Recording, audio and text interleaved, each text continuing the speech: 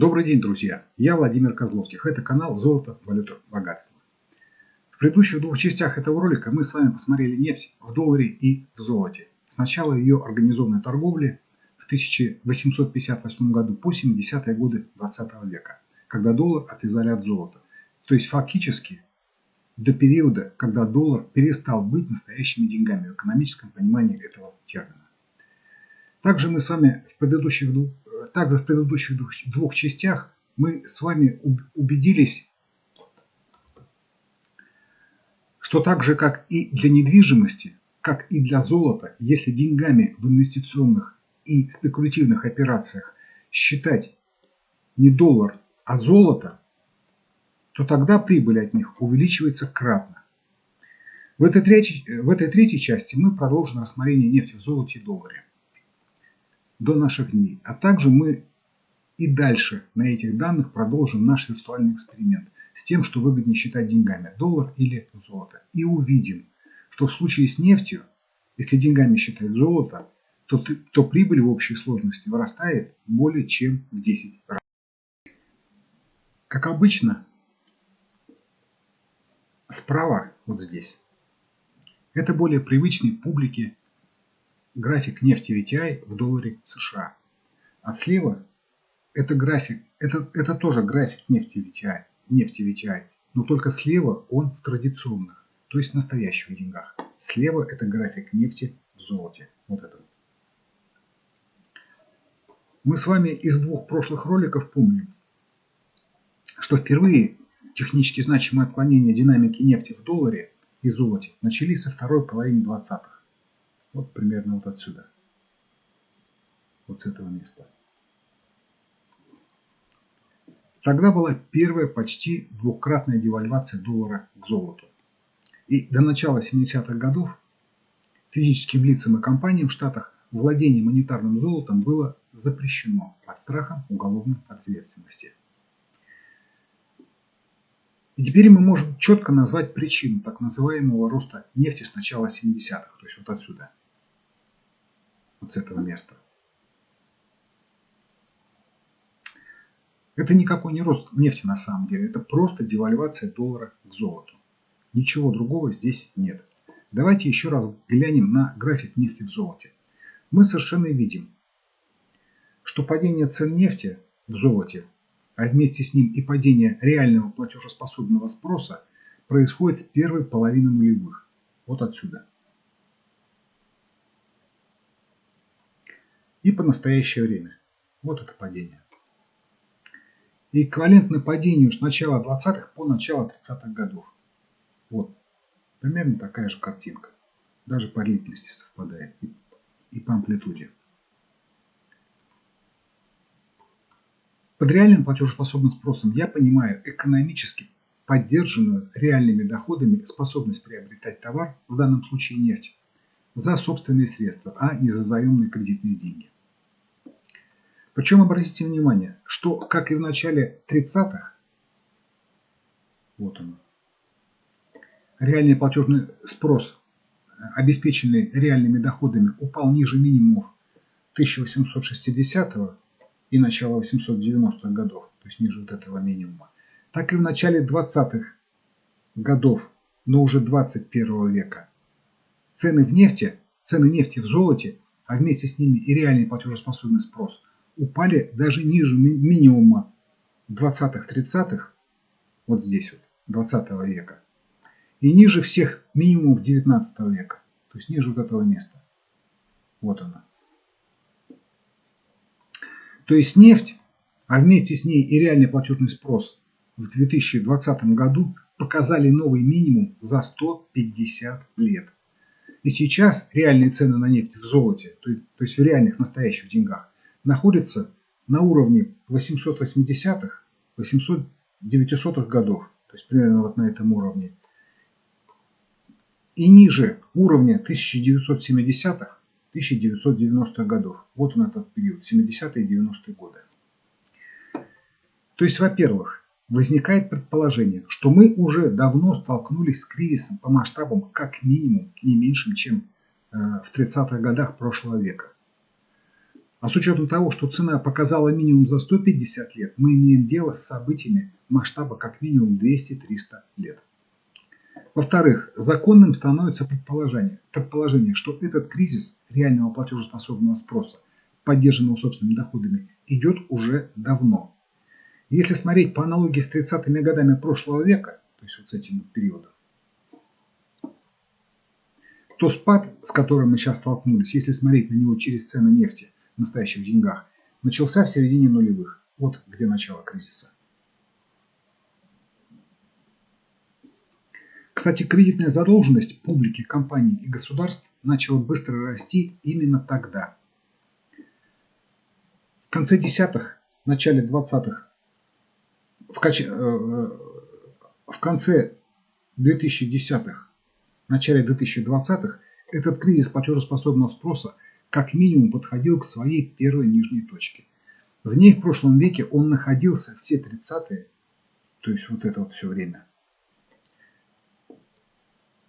и первую половину 40-х годов.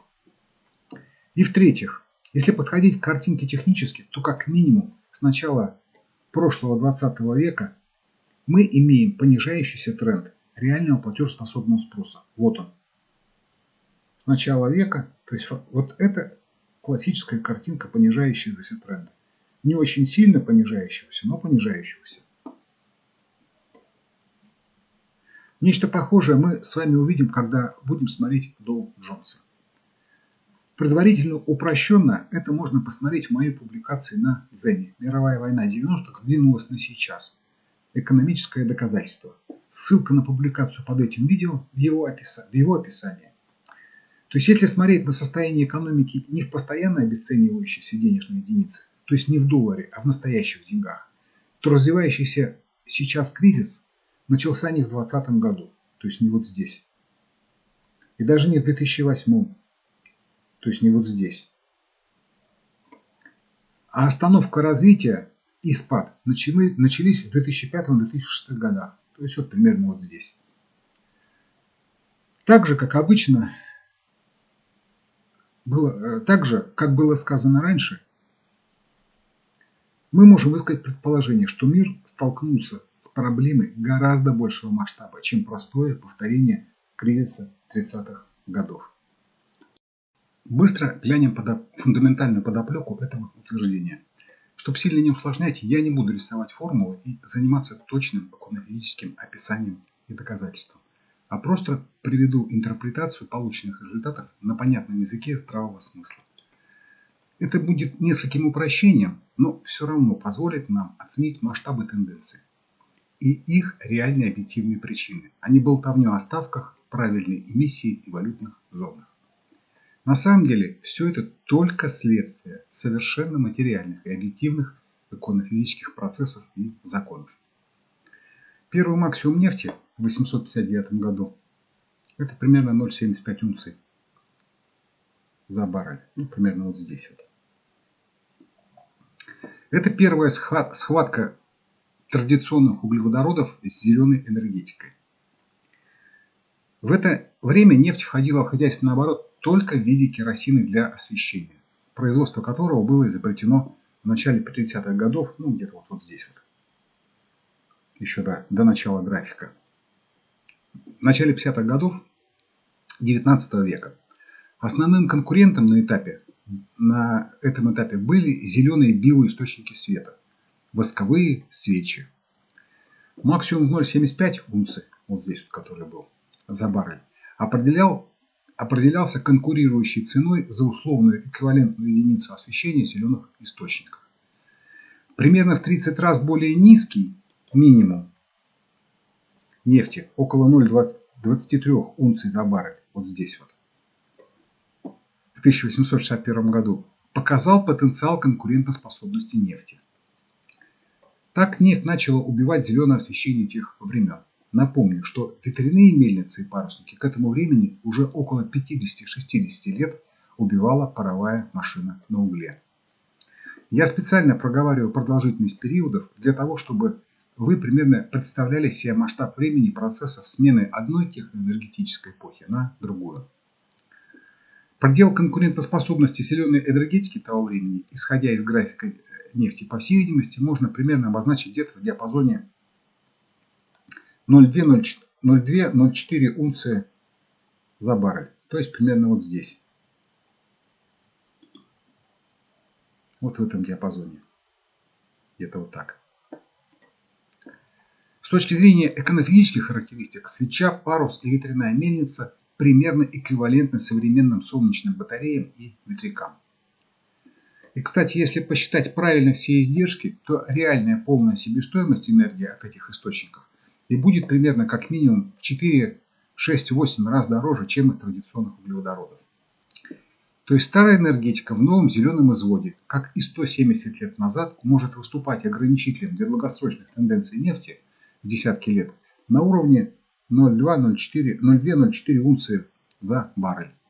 Напомню, что это только зона, вокруг которой могут происходить колебания. То есть мы оценили примерную ценовую зону экономического ограничения для нефти на случай начала разыгрывания сценария типа «Шеф, все пропало, нефть заканчивается». Отмечаю, что этот диапазон в 5-10 раз выше текущих цен, но в прыжке цены могут уйти и выше. Акцентирую ваше внимание на том, что оценку мы с вами делаем в золоте, а с учетом нашего с вами долгосрочного сценарного прогноза золота к доллару, для долгосрочной цены нефти в долларах этот диапазон смело можно помножить на текущий курс около $2000 за унцию, помноженный на небольшое целое число, как минимум в диапазоне от 2 до 5. Это дает жутковатую оценку как минимум $500-600 за баррель. В среднем и долгосрочном прогнозе мы к этому вернемся подробнее. Имеется в виду среднем и долгосрочном прогнозе нефти.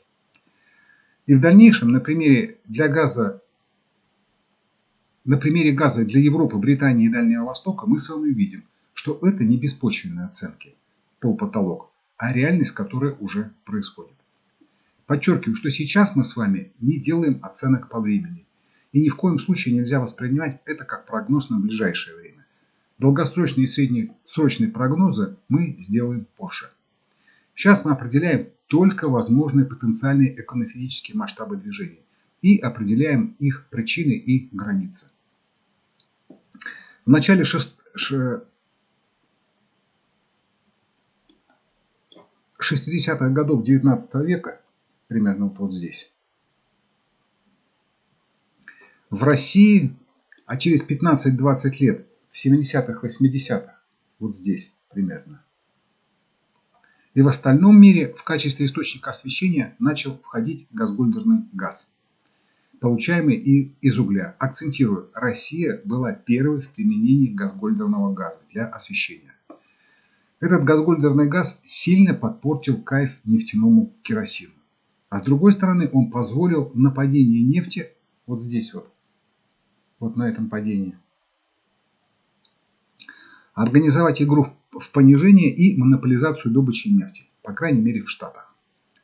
Напомню, что Россия тогда на своих бакинских промыслах производила больше половины всей добываемой в мире нефти.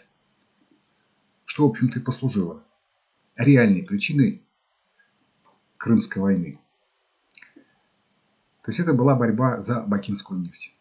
Второй подскок нефти и платежеспособного спроса в конце десятых годов, вот он, второй вот этот подскок. Это двигатель внутреннего сгорания и его широкое вхождение в хозяйственный оборот. Все принципиальные крупные технологические решения двигателя внутреннего сгорания были коммерциализованы только к началу 20-х годов, то есть примерно в этом периоде. К этому времени был достигнут предел быстрого роста его эффективности, имеется в виду двигатель внутреннего сгорания, то есть его КПД. И предел платежеспособного спроса на технологию в рамках контролируемых рынков и соотношением в цене продукции между затратами на труд, инвестиции и выводимой из производства финансовой прибыли. Вот это триада такая. То есть именно она определяла. Плюс в дополнение к бакинской в первых десятилетиях 20 века, вот здесь вот примерно, начала появляться ближневосточная нефть. В 20-30-х, вот здесь вот примерно, За исключением нефтехимии, технологическое расширение продуктовой линейки на основе нефти резко замедлилось. Дальше расширение рынков сбыта и, соответственно, рост потребления в основном определялся контролем над рынками сбыта и скоростью продвижения на рынок автомобилей. Этот процесс отразила коррективная волна роста спроса на нефть с начала 30-х по середину 2000-х. Вот она, эта коррективная волна. С 30-х годов по начало 2000-х годов. Фактически, органический, естественный, платежеспособный реальный спрос насытился к началу 70-х. Примерно вот к этому времени. 30-е и 60-е – это первая коррективная волна углеводородной эпохи. Ее насыщение связано с началом снижения энергоэффективности углеродной эпохи в конце 60-х. То есть примерно вот здесь. Начались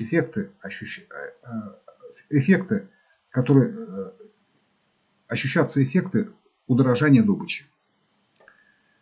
Плюс, как и в 70-х, 80-х годах 19 века, то есть как вот здесь, на сцену вышел конкурент, но не газгольдерный, как тогда, а природный газ, который в 60-х, 70-х сильно потеснил. То есть он в 60-х, 70-х годах, то есть вот здесь, природный газ, сильно потеснил мазут в энергетике. Вторая часть коррективной волны роста платежеспособного спроса с 70-х по 2000-е, то есть вот это первая волна, в 70-х началась вторая волна роста платежеспособного спроса, которая продолжалась примерно по началу 2000-х годов, связана с началом кредитного стимулирования истощенного платежеспособного потребительского спроса. Плюс очень-очень небольшое влияние на рост платежеспособного спроса оказало развитие технологий, связанных с IT и интернетом. Падение нефти в золоте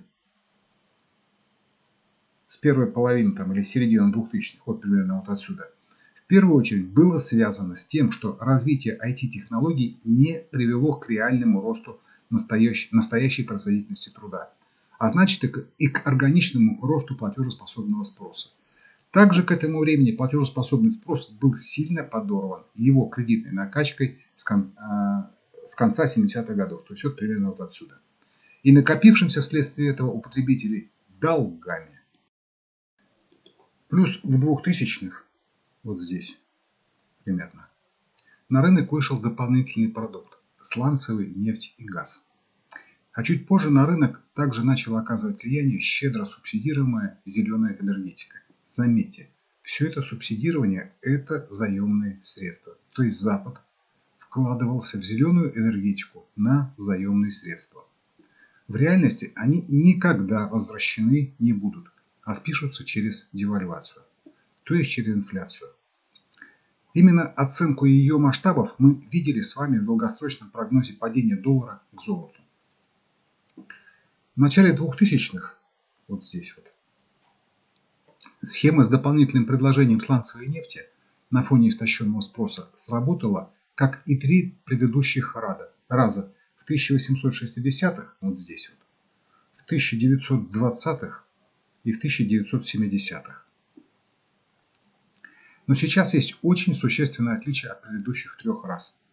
Если в предыдущие три раза игра в понижение начиналась с увеличения предложения традиционной нефти с низкой себестоимостью, а в 70-х годах вводом в промышленный оборот традиционного газа, то сейчас избыток предложения с начала 2000-х годов, вот здесь вот, создавался за счет сланцевой нефти и газа и за счет так называемой зеленой энергетики.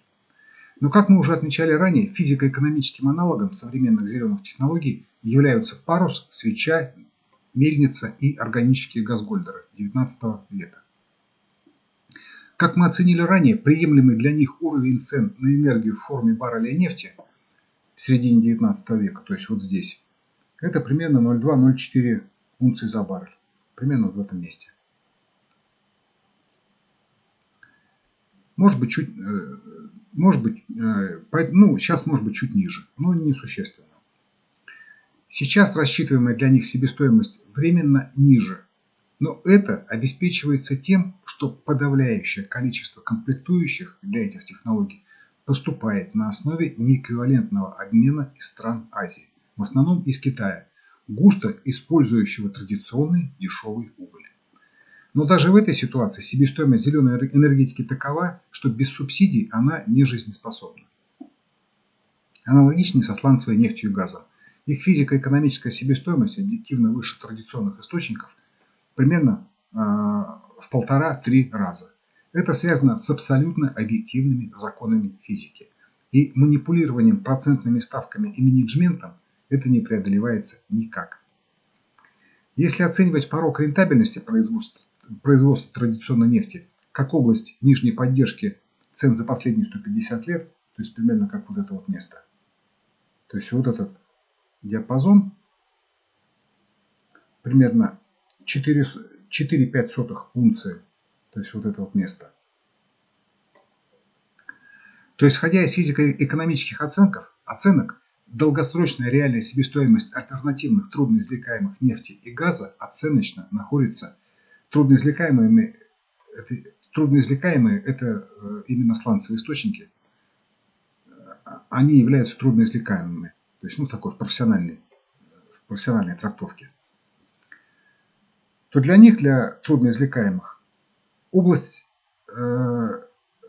реальной рентабельности находится примерно на уровне 0,08–12 унции за баррель, то есть примерно вот в этом вот месте. Обратите внимание, что как только цены достигли этих уровней, то есть в начале 2000-х, вот оно это место, так сразу и приключилась сланцевая революция, технологически разработанная в СССР еще в 60-х годах. То есть в СССР она была разработана примерно в этот период. Но тогда она не взлетела по состоянию рынка, да и сибирская нефть была гораздо дешевле. Таким образом, нахождение сейчас нефти у нижней границы экономической заинтересованности в добыче, то есть 4,5 унции за баррель, это достаточно искусственное и сконструированное явление. В ближайшие годы оно разрешится в сторону роста реальной рыночной цены, то есть вот куда-то вот в эту область. Подчеркиваю, во-первых, мы говорим о реальной стоимости нефти, то есть о ее стоимости в золоте. И во-вторых, сейчас мы не делаем никакого прогноза на рост завтра-послезавтра. Мы просто обозначаем масштаб реальных противоречий. То есть мы констатируем, что несмотря на рост реальной физико-экономической стоимости добычи нефти, ее реальная рыночная цена, то есть цена в золоте, находится практически в глобальном 150-летнем минимуме. Вот он, этот минимум. Основные причины этого противоречия – это истощение реального платежеспособного спроса по причине падения реальной производительности труда, плюс манипулятивное воздействие на потребление ковидами, сланцами и зеленью. Основная цель этой манипуляции, как и предыдущие 3 раза, то есть как вот здесь и вот здесь, в последние 150 лет, это захват контроля над добычей нефти и газа. И здесь, опираясь на динамику цен нефти в золоте, мы подобрались к ключевому моменту, к основному рисунку геополитической борьбы. Грубо говоря, а для чего нужен контроль над нефтью и газом тем, кто затеял сланец, зеленку и чумку? Все очень просто. В горизонте нескольких десятилетий маячит жесточайший энергетический кризис по причине условного оскудения легких доступных углеводородов. Подчеркиваю, не всех углеводородов, а относительно легко доступных углеводородов. Поэтому западным элитам нужно что для сохранения уровня жизни? Правильно. Отсечь большую часть мира от иссякающих источников углеводородов и забрать их себе. Другого решения у западной англосаксонской элиты, кроме как поделить и отобрать, нет. Но это в ее традиции, начиная с колониализма и рабства средних веков, и до войн в Европе за землю и население. Для присвоения оставшихся источников углеводородов в первую очередь нужно подавить Китай и Индию, как мощных конкурентов.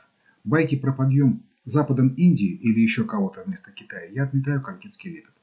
Если все оставить как есть, то через 10-15 лет Индия будет вторым Китаем, если не круче. Россия в этом пасьянсе занимает особое место. Она и контролер огромного количества энергетических и прочих ресурсов, и быстро растущий их потребитель. И как показала первая фаза горячего конфликта с англосаксами в Северном Причерноморье, очень опасный военный противник. И самое главное, Россия за последние 30-40 лет создала техноэкономические предпосылки выхода из этого кризиса. А самое страшное в этом для англосаксов в том, что у них этого решения нет. И отстают они в лучшем случае на 20-30 лет, но больше похоже, что почти навсегда. Владимир Владимирович в первой половине 2000-х предлагал равноправное взаимодействие. Но многие из вас, наверное, помнят оплом западных элит 2000-х. Сейчас можно сказать, что это прямое следствие деградации западных элит и их полная неспособность осознать риски и опасности развития человечества. И, соответственно, их неспособность искать и предлагать реальные и эффективные пути развития человечества. Наверное, они нам не партнеры теперь уже. Поэтому Западом и создана химера зеленой энергетики. Это всего лишь симулятор, способ обмана мира по поводу того, что у них есть решение. На самом деле, это прямой путь большинства человечества, в лучшем случае в средневековье, но наиболее вероятно в рабовладельческий строй. Попытки затеивать блокадно-горячую войну с Китаем за рынки сбыта тоже нельзя рассматривать как нечто серьезное. Превосходство Китая над Западом, и в первую очередь над англосаксами, обеспечивается более высокой реальной, а не в долларах производительностью труда, а значит более низкой себестоимостью. Поэтому любые попытки борьбы с его товарными потоками блокадно-военными способами обречены на ту же судьбу, что и попытки борьбы СССР с джинсами, жвачкой и колой. То есть это борьба телевизора с холодильником. Плюс англосаксы, по-моему, еще не до конца сошли с ума, чтобы ввязаться в прямой военный конфликт с 1,5 миллиардной ядерной державой. Их просто забросает высокотехнологичными зонтиками. Поэтому задача должна решаться не на уровне бегания за отдельными штанами и жвачкой, в том числе и на своих рынках, а кардинально. Через увеличение себестоимости производства у конкурентов, то есть у Индии и Китая. Желательно при этом кардинально повысить себестоимость производства до бесконечности, чего можно достичь только полным разрушением производства. Единственный, фигурально выражаясь, оптовый механизм повышения себестоимости – это повышение цен энергоносителей. Европа в этом смысле, в нынешней модной терминологии, это стартап. То есть на ней, как на мышках, попробовали технологию повышения себестоимости через удорожание энергетики. Инструменты – чумка, зеленка, СПГ, провокация России на СВО и взрыв северных потоков. В этом смысле часть игроков пытается вести мир не к абстрактным валютным зонам или макрорегионам, а в том естественном направлении, в котором мир идет в силу своих объективных геолого-географических особенностей. А он идет к распаду на энергетические зоны. Это ключевой процесс распада единых рынков. Причина – начинающийся дефицит энергии. Сценарий с нефти будет развиваться по примеру газа. Цены на газ в Европе, Британии, Индии и на Дальнем Востоке уже в разы выше, чем в Штатах и в Австралии.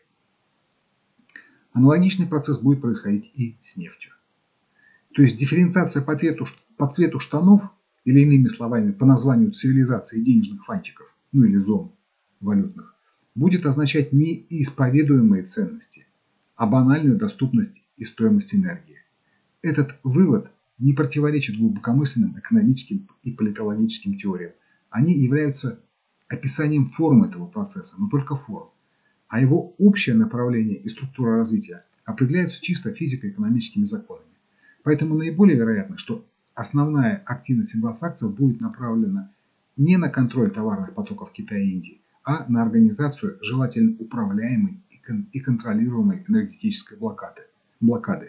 Либо через блокаду путей доставки углеводородов, либо через создание хаоса на Ближнем Востоке и в России.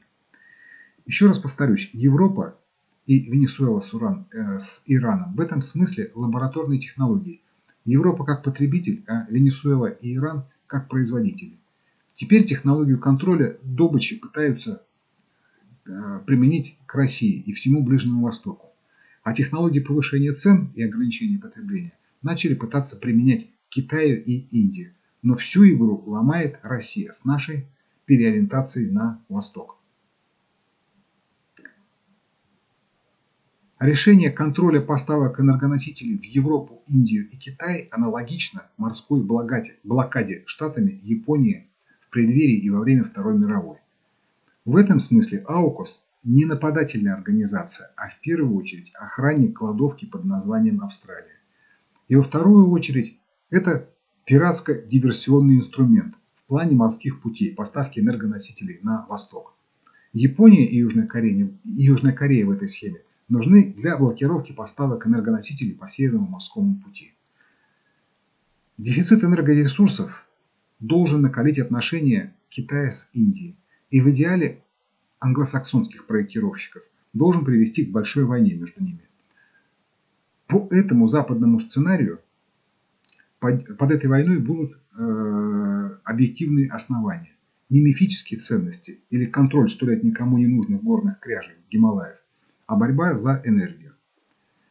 По аналогичной схеме управляется и направляется англосаксами и конфликт Европы с Россией, но он идет с некоторым опережением восточного направления.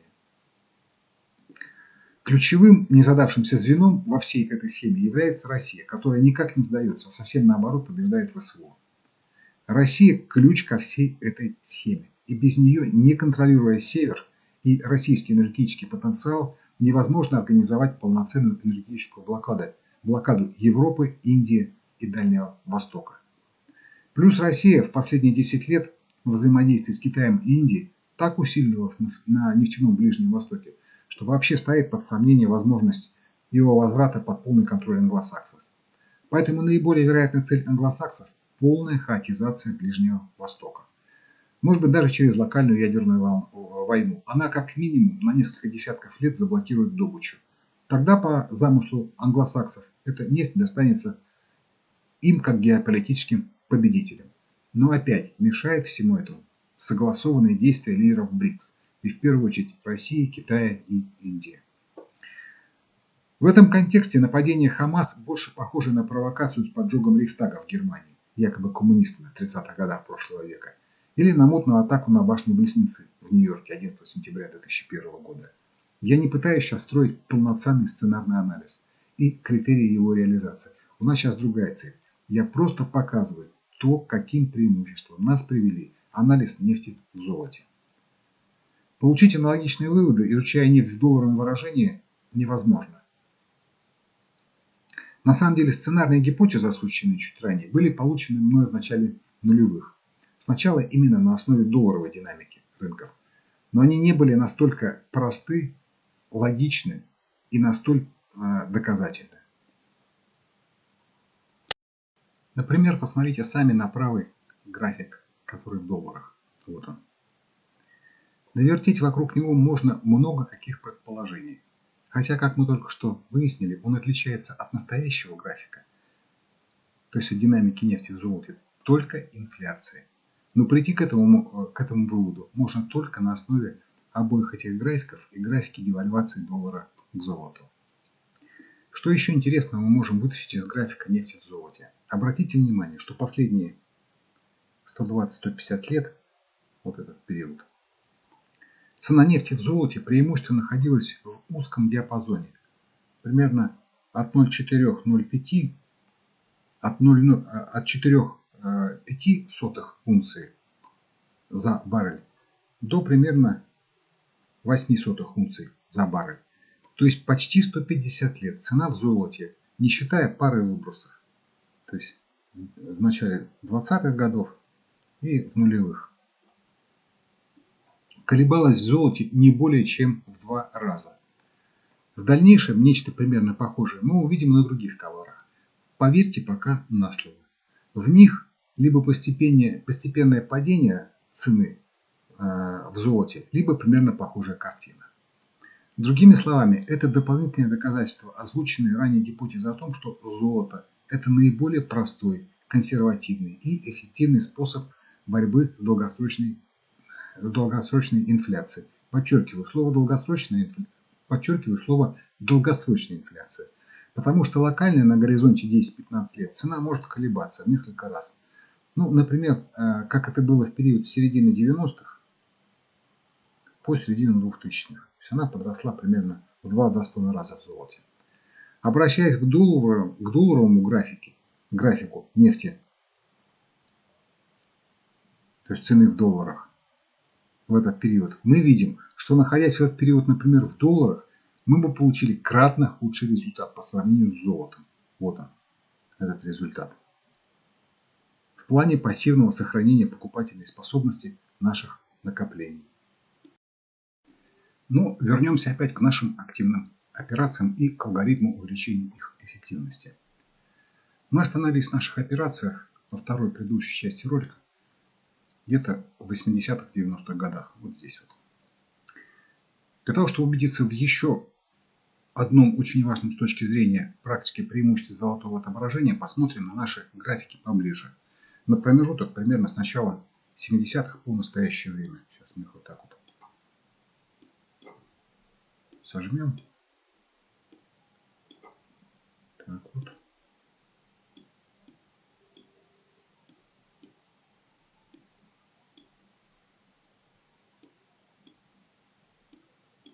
И теперь золотой график тоже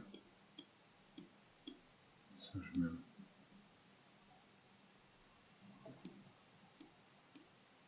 Вот примерно вот так.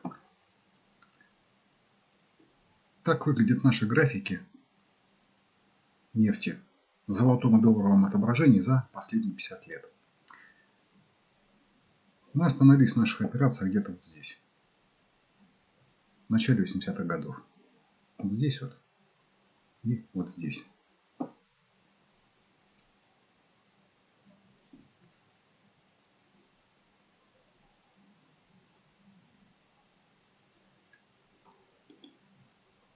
Мы остановились на том, что при полагании деньгами золота при операциях с нефтью и совершая одинаковые по цене операции, мы получили в 4,5 раза больший доход, нежели при полагании деньгами доллара. То есть, когда работали вот по вот этому графику.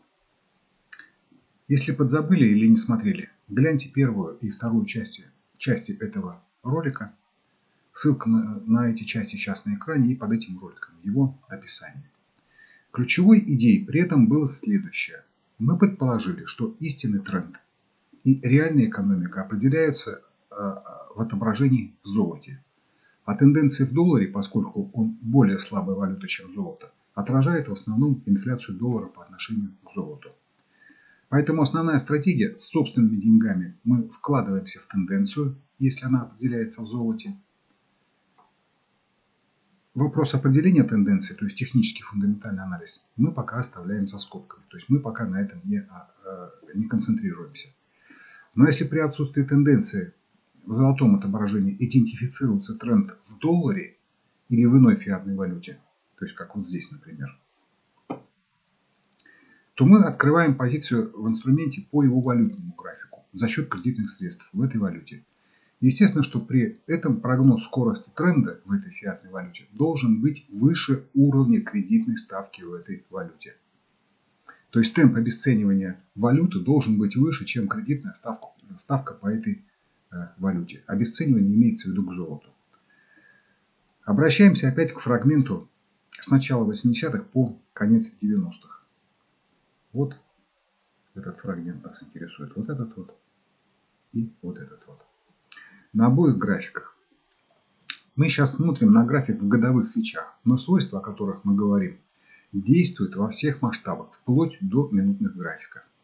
Но при этом нужно учитывать состояние тренда в разных масштабах. А результирующая позиция будет результатом суммы позиций во всех масштабах старше рассматриваемого.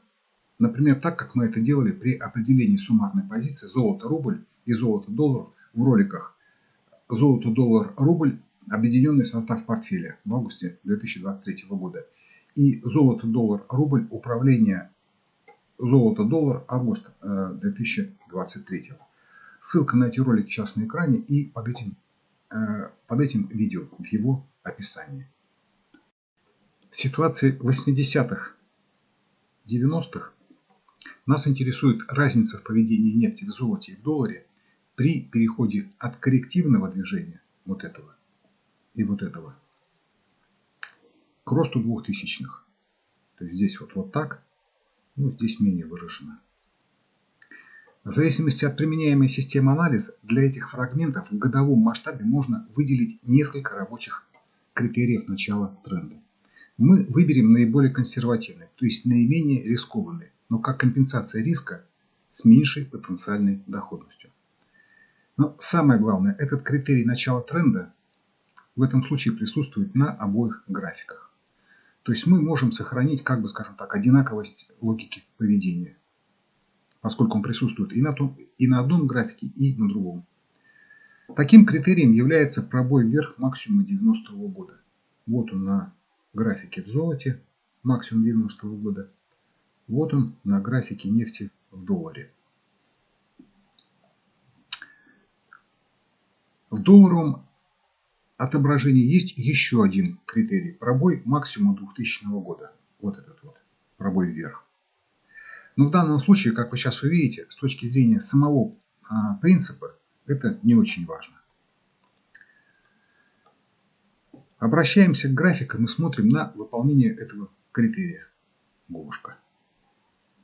Кошатинка. В золоте он выполнен в 2000 году. Вот пробой максимума 90-го года. Это 2000 год. Теперь смотрим на график в долларе. А в долларовом отображении этот критерий был выполнен только в 2004 году. Вот пробой максимума 90-го года. Это 2004 год. То есть на 4 года позже. Что это означает? Мы знаем из предыдущих результатов, что статистически в долгосрочном горизонте доллар слабее золота. Это означает, что если мы получаем от какой-то деятельности или инвестиции прибыль в золоте, то с очень высокой, подчеркиваю, вероятностью в среднем и долгосрочном горизонте мы получим прибыль и в долларе, но в большем объеме.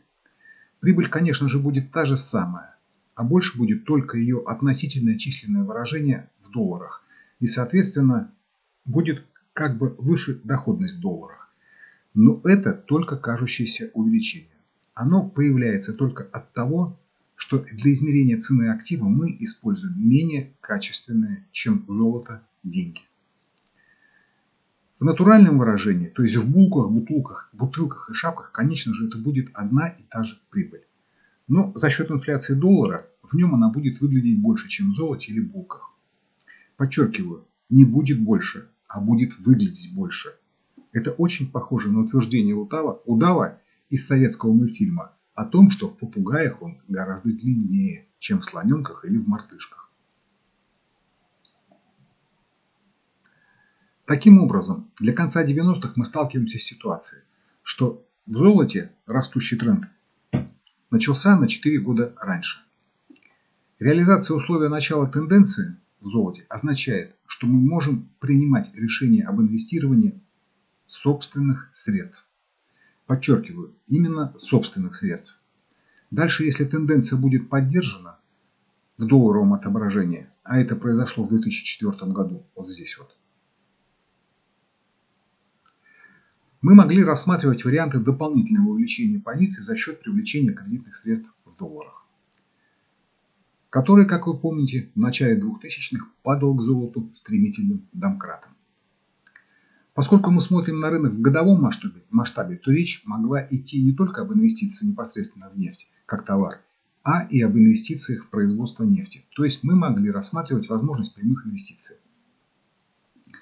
Очевидно, что тот, кто смотрел на рынок в золоте, мог принять решение на 4 года раньше и, соответственно, получить большую прибыль за счет того, что его положительный денежный поток от инвестиций начался на 4 года раньше. Это я схематично показываю связь с корпоративным планированием. Естественно, в демонстрационных целях я все упрощаю. Говоря о прямых инвестициях, решение о них принимается несколько сложнее. Но речь идет о том, что золотое представление при прочих равных условиях могло предоставить возможность инвестировать раньше.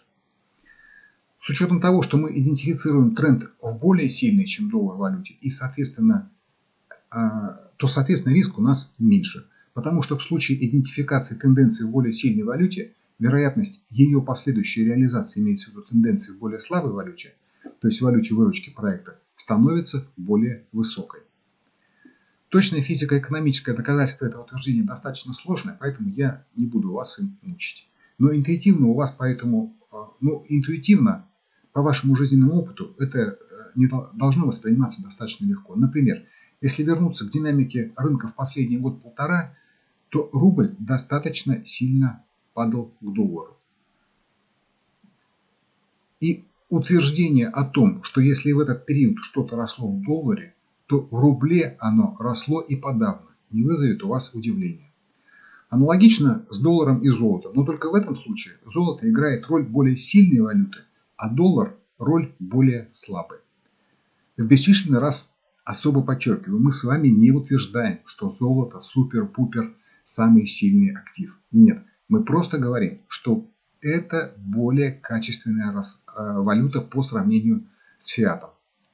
То есть более безопасное место для нахождения в нейтральной позиции. У этой ситуации начала 2000-х, то есть вот этого места, или вот этого, могло быть одно очень крупное следствие из реальной инвестиционной жизни того времени. Как известно, одной из главных причин конфликта Ходорковского с властью было его решение в 2004 о продаже ЮКОСа или его части условному западному инвестору. Естественно, что решение Ходорковского было ответом на инвестиционное предложение того покупателя. Подчеркиваю еще раз, мы сейчас рассматриваем абсолютно модельную, гипотетическую ситуацию, которая, скорее всего, не имела к реальным событиям никакого отношения. Я привожу ее только как абстрактную иллюстрацию. С наибольшей вероятностью покупатель принимал свои решения, глядя на долларовый рынок нефти. Вот на этот вот. И, наверное, поэтому предложение последовало именно в 2004 году. То есть примерно вот в это вот время, там, 2003-2004 год. К этому времени власть в стране и внутренняя ситуация в России изменились. И российской власти уже хватило ресурса заблокировать это решение. Но что было бы, если бы потенциальный покупатель смотрел на рынок нефти в золоте? То есть вот на эту ситуацию. Тогда наиболее вероятно, что его предложение о покупке могло поступить не в 2004 году, то есть вот здесь вот, а в 2000 или чуть позже, то есть на 4 года раньше. И в этом случае трудно сказать, хватило бы у России в 2000 году воли и сил, чтобы заблокировать такое решение. Фактически фактор ЮКОСа в начале 2000-х был достаточно важным фактором и способным очень сильно повлиять на сценарий развития всей страны. Но тем не менее, в истории с ЮКОСом все произошло так, как произошло. И вместо иностранного участия в ЮКОСе мы имеем сейчас Роснефть. Очевидно, что как история не терпит сослагательного наклонения, так и достаточно бессмысленно смотреть на старые котировки и мечтать о том, как можно было бы заработать и разбогатеть. Но тем не менее, в целях анализа ошибок и совершенствования системы управления капиталом это делать нужно. Поэтому, возвращаясь к истории с ЮКОСом, можно также сказать, что помимо того, что задержка на 4 года с принятием решения покупателя могла увеличить риск невозможности завершения всей сделки. Но помимо этого, наверное, можно также сказать, что и со стороны продавца была совершена чисто инвестиционная ошибка. Даже если он все-таки смотрел на нефть в золоте, то падающая звезда 2000 года, то есть вот эта вот падающая звезда, вот она, в силу невыполнения нескольких дополнительных критериев не была рабочей. И ее пробой низ в 2001, то есть вот он пробой, не означал выполнение критериев для рассмотрения решения о завершении инвестиций за собственные средства. Кстати, вы заметили, что в золоте в 2001, в год атаки на башни в Нью-Йорке, сформировался именно фиктивный, нерабочий сигнал закрытия инвестиций в нефть в золоте, то есть собственных средств. Как думаете, это случилось, когда речь идет о сотнях миллиардов или о триллионах долларов случайно? Вы серьезно?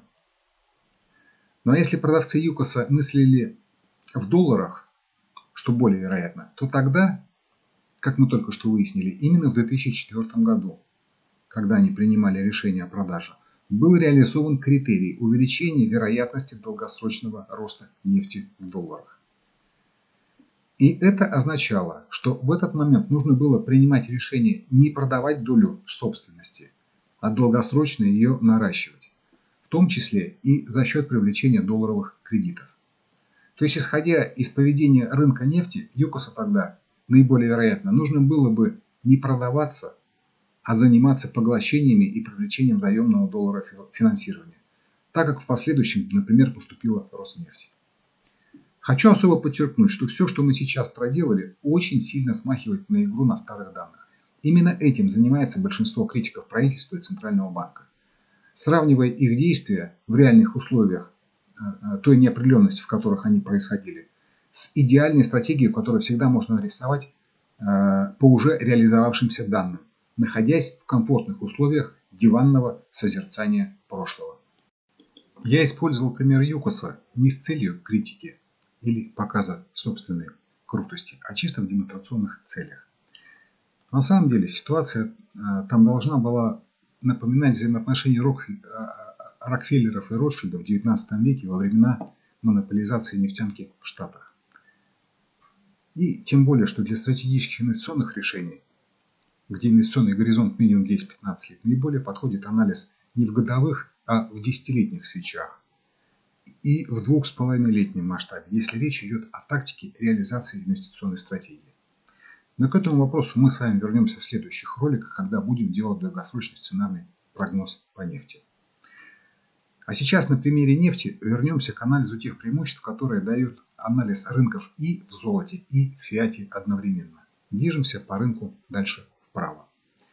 Как уже было сказано, падающая звезда в золотом отображении 2000 года, вот это вот, с наибольшей вероятностью не была рабочим критерием на закрытие позиций в нефти в золоте. Но выполнение в 2004 году, вот здесь вот, в долларовом отображении, критерия увеличения вероятности нефти в долларах на горизонте как минимум 2-3 года открывало возможность наращивания позиции в нефти за счет долларового кредита. В дополнение к позиции, открытой из собственных средств в золоте в 2000 году. Вот здесь вот. Далее. А вот падающая звезда в золоте 2005 года, то есть вот эта вот звезда, была уже вполне рабочей на предмет закрытия позиций, открытых из золота, то есть из собственных средств. Этот критерий сработал в 2006 году, когда было пробито вниз дно падающей звезды 2005 года, то есть вот этой вот. Но обратите внимание, что ничего подобного на долларовом графике, вот здесь вот, нету. Что это означает с точки зрения управления позицией и распределением капитала? Это достаточно просто, если провести аналогию. Давайте посмотрим на более привычную ситуацию. Представляем умозрительную ситуацию, в которой долларовые цены на товар падают, а в рублевом выражении они растут. Это означает, что рубль падает к доллару. Если при этом темп и прогноз темпа падения рубля к доллару существенно выше, чем процентные ставки по рублю, как это, например, было в 90-х или последние 1,5 года, то нужно доллары придерживать, кредитоваться в рублях и продолжать удерживать и, может быть, даже докупать соответствующий актив. Примерно по этой финансовой схеме была проведена вся воровская приватизация в 90-е годы. В такой долларовой схеме вам все привычно и понятно. Но возвращаясь к нашему случаю, мы с вами видим, что в ситуации с нефтью золото играет роль доллара из рассмотренной перед этим схемы, а роль рубля играет доллар. Дальше все совсем просто. В 2006 году, вот здесь вот, на реализации критерия увеличения вероятности приостановки роста нефти в золоте или начало ее падения в золоте и отсутствие аналогичной ситуации для долларовых цен, мы просто берем в 2006 году долларовый кредит и покупаем на него золото. То есть таким образом мы заменили финансирование в нефти золота, то есть из собственных средств, на долларовый кредит.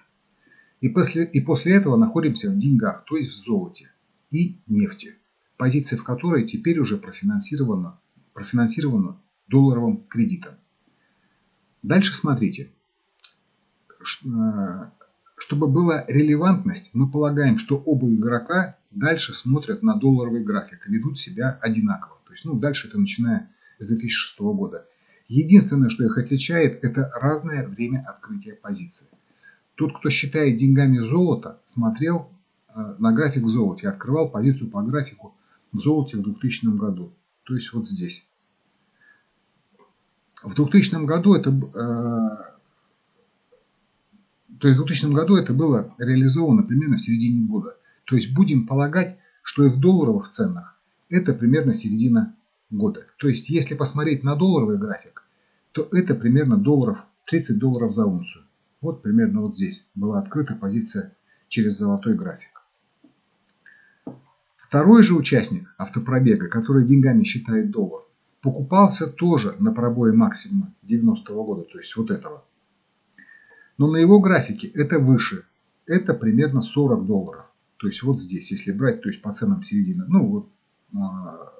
на пробое максимума. Потому что на его графике это произошло не в 2000 году, то есть не вот здесь, а только в 2004, вот здесь. То есть в зависимости от того, что мы считаем деньгами, мы получили разницу в себестоимости позиции примерно в 30%. Поскольку мы с вами не пытаемся тешить свое самолюбие и играть на старых данных, а пытаемся оценить разницу в результатах только от того, что считать деньгами золото или доллар, то дальше мы полагаем, что игроки вели себя одинаково, начиная с 2006 года. Вот по этому долларовому графику. То есть дальше они уже ничем не отличались. То есть эта разница в 30% себестоимости позиции осталась дальше. Но пусть для определенности оба игрока крутые и окончательно закрылись по долларовому графику, скажем, году в 2012, то есть где-нибудь вот здесь вот. Все клево, все заработали. Но первый игрок, полагавший деньгами золото, на каждом барреле заработал на $10 больше. От вложенного капитала это примерно 30%, но от цен продажи это уже примерно всего лишь 10%. И еще один очень немаловажный момент. Тот, кто работал в золоте, во-первых, уже в 2006 году, то есть вот здесь, получил от рынка в золоте предупреждение и начал свой капитал выводить. Предупреждение это если, конечно, он сам этим рынком не рулил и не подстроил вообще все это. И произошло это все за 2 года до известных событий 2008 года. То есть вот до вот этих вот. И, соответственно, здесь они вот так вот выглядят. Но я повторяю, случайности это для дураков. Кто-то же должен всем этим рулить и зарабатывать больше всех. А во-вторых, в 2008 году, вот здесь вот, то есть когда мы уже говорим только о долларах, цены до его себестоимости, то есть до себестоимости того, кто находился в золоте, вот они $30, не доходили. То есть он на протяжении всего этого времени находился в зеленой зоне. Но теперь глянем на то, что происходило с собственными средствами первого игрока, которые у него в позиции в нефти заменены долларовым кредитом и вернулись в золото. Смотрим на график золота в этот период. Вот он. Вот 2006 год. Вот он. Полагаем, что мы возвращались в золото примерно по средней цене этого года. То есть примерно долларов по 600. Где-то вот в этом месте. То есть мы вернулись в деньги, то есть в золото. А вот 2012 год, который мы предположили, что вроде как выскакивали, заканчивались все инвестиции. То есть в нефти закрылись. Средняя цена 2012 года это примерно 1650. Вот она средняя цена. То есть, как минимум, в 2,5 раза выше, чем мы возвращались по $600. Подчеркиваю, это не игра на старых данных. Логика и технические правила поведения игроков, то есть торговая система, у обоих игроков примерно одинаковая. Разница появляется только от того, что считать деньгами – золото или доллар. Вспоминаем, что в предыдущие разы, в двух предыдущих частях этого ролика, мы уже получили увеличение прибыли больше, чем в 4,5 раза. И помним, что на более ранние дешевые покупки нефти в 2000 году первым игроком его капитал больше примерно на $10 с каждого барреля. Это примерно в 1,1 раза по ценам закрытия позиций нефти обоими игроками в 2012 году. Перемножаем все эти цифры, то есть 4,5, 1,1 и 2,5. И получаем, что в итоге за время нашего эксперимента результаты того игрока, который деньгами считал золото, а не доллары, лучше более чем в 12 раз. То есть лучше на 1200%. Ощутимая разница. Причем, заметьте, операции или правила поведения были практически одинаковыми. Вся эта разница – это только результат того, что считать деньгами – золото или доллар. То есть мы с вами еще раз убедились, что золото – это не просто академически правильные деньги, а более выгодные деньги. Разница в результатах в 12 раз, по-моему, более чем убедительный аргумент. Плюс мы с вами еще раз, как и в недвижимости, увидели, что в золоте главная тенденция видна на несколько лет раньше. Это связано с тем, что те, кто контролирует реальные деньги, то есть золотые деньги, делают и имеют это преимущество для себя, а остальным предлагают тусоваться в фиате. В конце концов, владелец казино должен иметь реальные преимущества над игроками, а то вдруг какой-нибудь крутой игрок выиграет у него. Алгоритм работы, как гипотезу, мы с вами тоже описали. Мы его работу уже видели до этого на недвижимости и при работе с самим золотом в долларе. Результат тот же, прибыль увеличивается кратно. Дальше мы с вами будем его постепенно проверять на других сегментах рынков. По методологическому замыслу следующие 1 или 2 ролика должны были быть посвящены техническому анализу и долгосрочному и среднесрочному анализу нефти в долларе и в золоте. Но на рынке золота в долларе произошло очень важное событие. Был пробит максимум 2020 года $2090. Это событие входило в число ожидаемых. Но, во-первых, важен информационный контекст этого события и его влияние на рынки ресурсов. Именно после пробоя этого фундаментально значимого для золота максимума произошло чрезвычайное событие на рынке нефти. Объединенные Арабские Эмираты отказались от продажи нефти за американские доллары. Это термоядерный взрыв и тектоническая подвижка на рынке нефти и финансов. Я полагаю, что это только начало ответа исламского мира агрессии Запада против народа Палестины. Подчеркиваю, что полагаю, что это только начало ответа. По всей видимости, впереди вывод финансовых резервов востоком с Запада. И полагаю, что золото в этом процессе будет играть ключевую роль. Но об этом в следующих роликах. Во-вторых, важна трактовка этого пробоя золота в сравнении с поведением золота к рублю. И в-третьих, пробой этого очень важного максимума в золоте очень сильно перераспределяет вероятности реализации среднесрочных сценариев золота к доллару и трактовки операций в этих среднесрочных сценариях. Поэтому следующие 2-3 ролика будут посвящены анализу исполнения и актуализации прогнозов золота к доллару и золота к рублю. Но поскольку курс рубля к доллару является их следствием и кросс-курсом, то мы с вами в этих роликах глянем и на доллар-рубль. И посмотрим на реализацию его среднесрочного прогноза и актуализируем его. Друзья, если вам интересны обсуждаемые темы и чтобы не пропускать ролики, подписывайтесь на наш с вами канал. Делитесь роликами со своими знакомыми и ставьте лайки. А также пишите свои комментарии в блоге, задавайте вопросы, обсуждайте и обязательно критикуйте. Но только, пожалуйста, предметно, а не так, как Шариков в «Собачьем сердце» критиковал Энгельса или и Каутского. Желаю вам спокойного сердца и ясного ума. И до встречи в следующем ролике, друзья.